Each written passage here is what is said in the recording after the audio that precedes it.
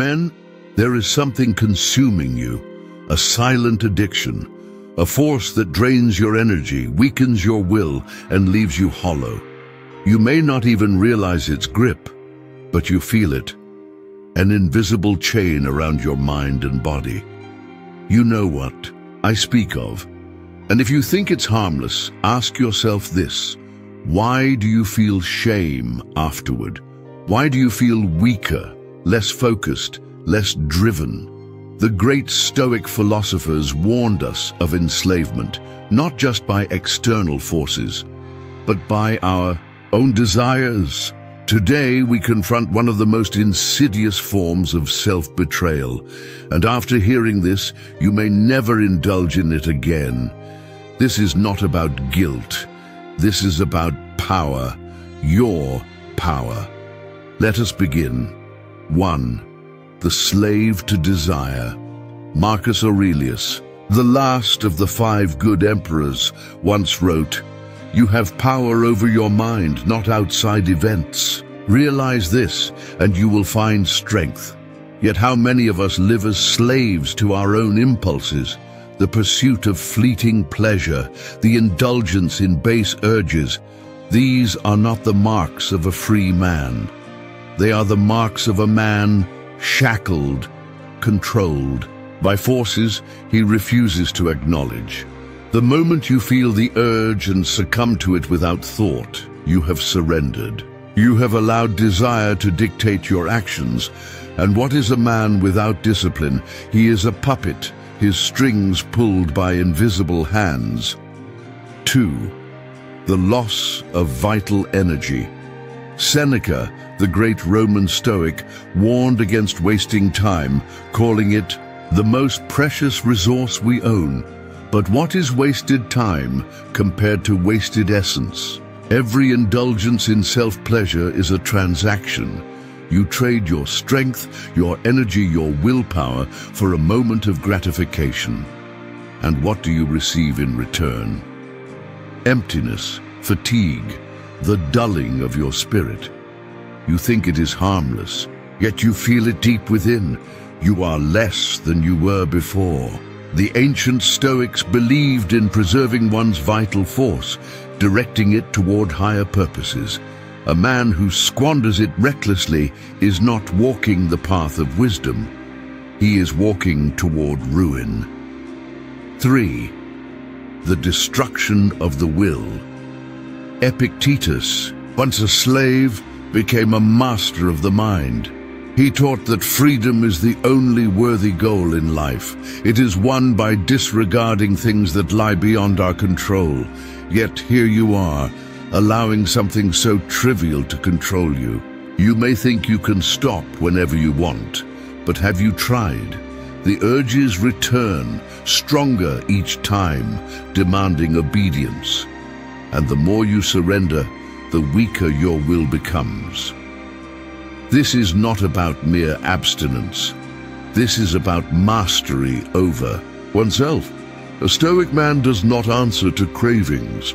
He dictates his own path with logic and purpose. He does not barter his potential for temporary pleasure. 4. The weakening of the mind and body. Modern science confirms what the Stoics knew. Centuries ago, constant indulgence in self-pleasure diminishes motivation, reduces testosterone, and dulls ambition. You feel it, don't you? That loss of drive, that inability to push forward with the same fire as before. A lion that has been domesticated forgets how to hunt. A man who drains his essence forgets what it means to be powerful. You were not meant to live in a cycle of instant gratification and regret. You were meant to build, to conquer, to rise above. 5. The erosion of masculine energy. Seneca tells us, "It is not that we have a short time to live, but that we waste much of it." And what greater waste than the loss of the very energy that makes a man strong? Throughout history, warriors, leaders, and philosophers have recognized the power of retaining one's essence. The Spartans, the samurai, the great Stoic emperors. They understood that discipline breeds power. The moment you choose self-control over indulgence, you begin to reclaim your strength. Every urge resisted is a victory. Every act of discipline, a sharpening of your mind. 6. The illusion of comfort. One of the most dangerous lies you tell yourself is that this habit provides relief, that it helps with stress, anxiety, loneliness. But does it? Or does it leave you more empty, more restless, more discontent? Stoicism teaches us that true peace comes from within, not from escaping reality, but from facing it head-on. Marcus Aurelius wrote, "You have power over your mind, not outside events. Realize this and you will find strength." Seeking comfort in indulgence is the way of the weak. Seeking strength in discomfort is the way of the Stoic. 7. The path to true mastery. What is the alternative? A life of power, a mind that is clear, focused, untamed by fleeting desires. A body that is strong, no longer drained by overindulgence. A will that is unbreakable.